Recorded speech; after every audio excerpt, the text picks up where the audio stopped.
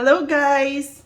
Ang vlog natin ngayon ay tungkol sa 3 kaugalian na dapat taglay ng isang OFW para hindi maabuso ng kapwa-tao. Pero bago ang lahat, nais ko munang magpakilala sa inyo. Ako nga pala si Rona, isang OFW at full-time mom dito sa Canada. Mga 3 kaugalian na dapat taglay nating mga OFW para hindi tayo abusuhin ng ibang tao. Una, kailangan malakas ang ating loob. Kasi ako, experience ko na talaga lahat ito. Kaya siguro nandito ako sa ibang bansa. Kasi tungkol sa kwento ng buhay ko, nung after ko nag-high school, talagang gusto ko talagang makapag-continue ng college. Pero dahil sa kahirapan, sabi ng magulang ko, kahit ang anong gagawin ko, ay hindi talaga ako makapag-aral. So ngayon, sumama ako sa pinsan ko, pumunta kami ng Bacolod, dahil sabi niya sa akin, meron kaming ma-applyan doon na trabaho. Yung pabrika ng mga juice, na magre-repack daw kami ng juice. So binigyan ako ng nanay ko ng hiram sa kapitbahay, binigyan ako ng 600 pesos para pamasahe sa pump boat at panggastos na doon. Pagdating doon, wala palang hiring. So naghanap-hanap kami ng trabaho, wala talaga kami mapuntahan. Pagdating ng hapon, sabi niya, meron daw siyang kamag-anak doon na pwede namin puntahan. Pagdating namin doon, hindi naman pwede kami makituloy doon sa kamag-anak niya dahil yung tindahan niya ay yung tindahan ng mga uling, yung maliit lang na store. Hindi rin kami pwede makituloy doon. Pumunta kami doon sa kapatid niya dahil sabi niya mayaman daw iyon.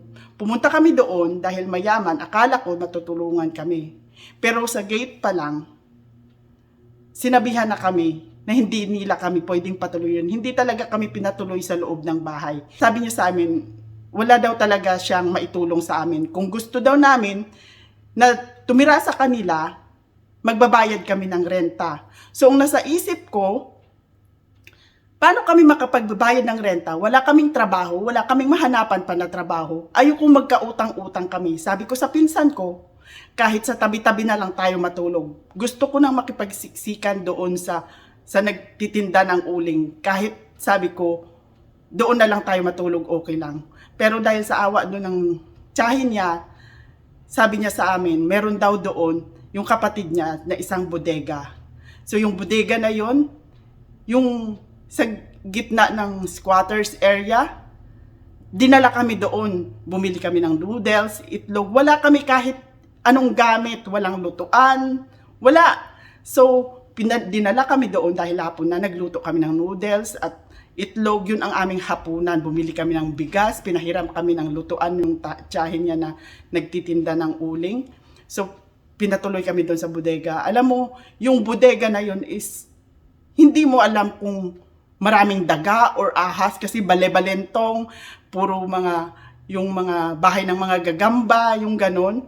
Pero no choice kami, tulog kami sa karton, wala kaming unan, yung bag namin, yung aming higaan.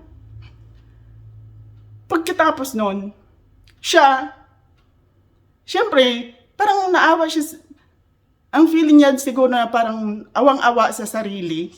Sabi niya sa akin, uwi na lang daw kami. Sabi ko hindi ako uuwi. Kahit magtinda tayo ng ice candy or sigarilyo sa kalye dito, gagawin ko dahil ayaw kong umuwi. Kasi gusto ko talaga maghanap ng trabaho. Tapos, alam mo yung tinitirhan pa namin, meron siyang mga butas at nakita ko pa yung mayroong mata na nakasilip doon sa amin. Yung parang nakakatakot kasi squatters nga siya, mayroong alam mo nung panahon na yun, marami talagang mga adik-adik. So, buti na lang, meron siyang pamilya doon sa Talisay. Yun ang tumulong sa amin na kinuha talaga kami kasi natatakot sa sitwasyon namin doon. Dahil nga maraming adik doon, delikado at 2 babae lang kami. So, kinuha kami doon, tinulungan kami. Pinatira kami, pinatuloy kami doon sa bahay nila. Inalagaan nila kami habang naghanap ako ng trabaho. So sa paghanap ko ng trabaho, nagtry ako mag-apply sa SAMS, hindi rin ako matanggap dahil high school graduate lang din ako at may pleasing personality pa. Tapos, nung nabalitaan ng pamilya namin, sinapauwi na kami. So, siya umuwi, ako, ayaw ko tagalaga umuwi.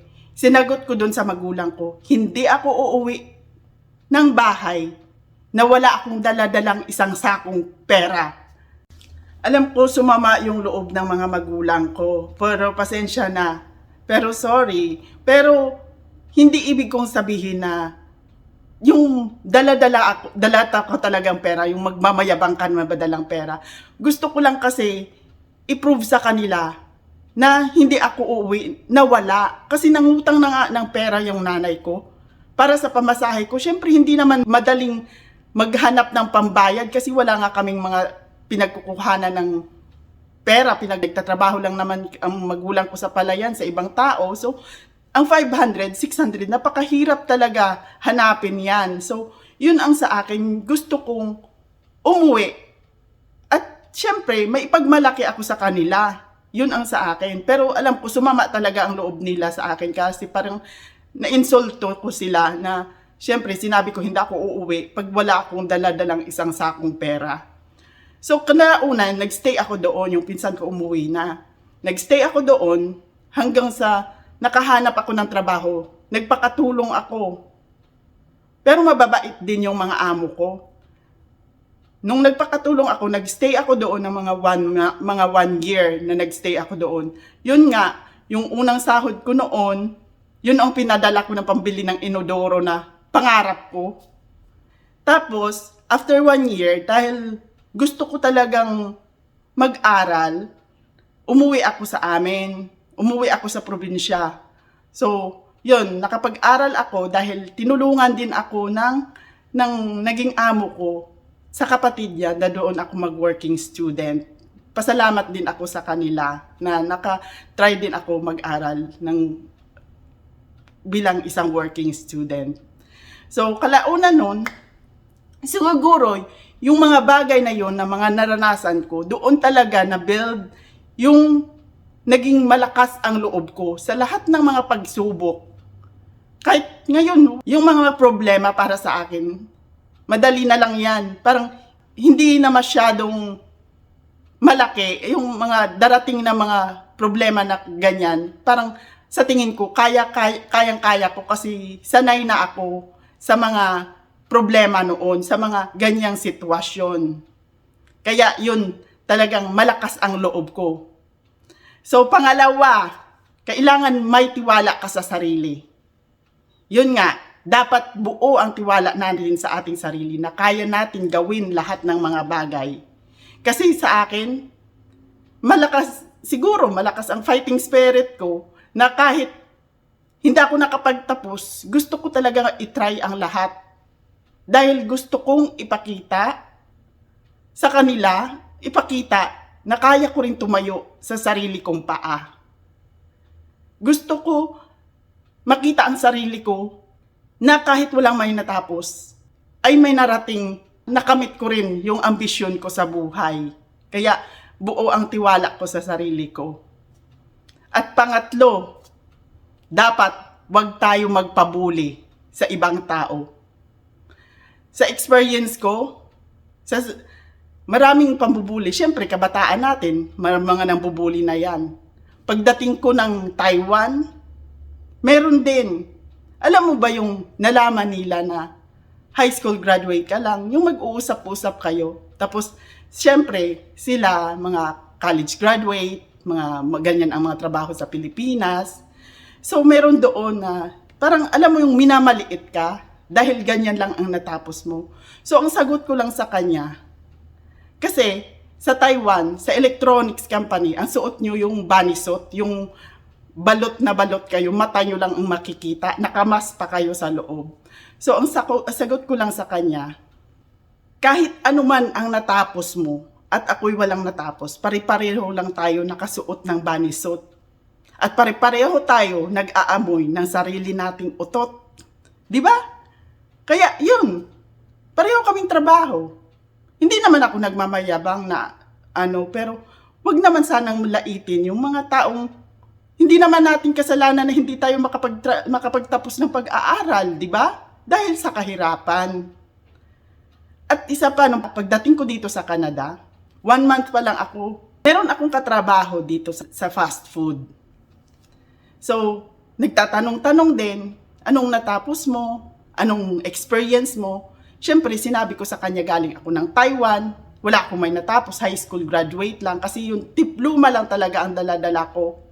So, sabi niya sa akin, siya daw, manager sa Pilipinas, at ganito ang kanyang natapos, ganyan. Siyempre, ako, proud naman ako sa kanila na, kumbaga, oo, hindi ko naman kinakawawa yung sarili ko kahit wala akong may natapos. Proud naman ako. Proud ako na nandito ako kahit wala akong natapos. Yun ang nararamdaman ko. Pero siya, parang alam mo, ramdam ko na minamaliit niya yung kakayanan ko dahil syempre, siya nakatapos. Ako wala. Siya manager dun sa fast food sa Pilipinas. Ako, syempre, high school graduate lang. At oo, nakapag-Taiwan din naman. Ngayon, sagot ko lang sa kanya, sabi ko, alam mo, kahit edukado ka at ako hindi, pero pare-pareho lang tayo nagmamap ng sahig dito. So, ako, proud na makapatrabaho ko kayo. Ikaw, proud ka ba na ka-level mo ako? Yun nga siguro ang sagot dahil yun nga siguro talaga na maliit ang tingin niya sa akin dahil parang hindi niya tanggap sa sarili niya na ang antas niya ay ka-level niya lang pala ang katulad ko. Kaya siguro masyado niyang minamaliit dahil hindi niya matanggap na ka-level niya ako. Pero hindi ko naman nila lahat ng marami akong mga kaibigan na mga edukado at edukada na maganda rin naman ang mga ugali nila. Yung bang tinutulungan ka, sandalan mo rin sila kung hindi mo alam. Siyempre, hindi ko naman sinasabi na magaling ako. Kaya nagtatanong din ako. Kaya marami akong mga kaibigan. May close friend din ako na kahit anong itanong ko sa kanya, syempre tinutulungan niya rin naman ako. Kasi alam ko sila may kakayanan niya yan. Ako, sinasabi ko naman na wala talaga. Kumbaga, lakas lang ng loob ang sa akin. At tiwala ng sa sarili. Yun lang naman. Kaya dapat tayong mga OFW ay taglay natin yung ganyang mga ugali, malakas ang loob, tiwala at sarili, at huwag magpabuli. Dahil kung wala tayo niyan, ay tayo ay abusuhin lang ng ibang tao. At huwag natin hayaan. Dahil, yun nga, yung pride, wala na nga tayong pinag-aral. Kumbaga, hindi na nga tayo nakapagtapos ng pag-aral, wala pa tayong pera. Pride lang yung mayroon tayo. Kaya huwag nating hayaan na aapakan pa nila. Kaya labanan natin.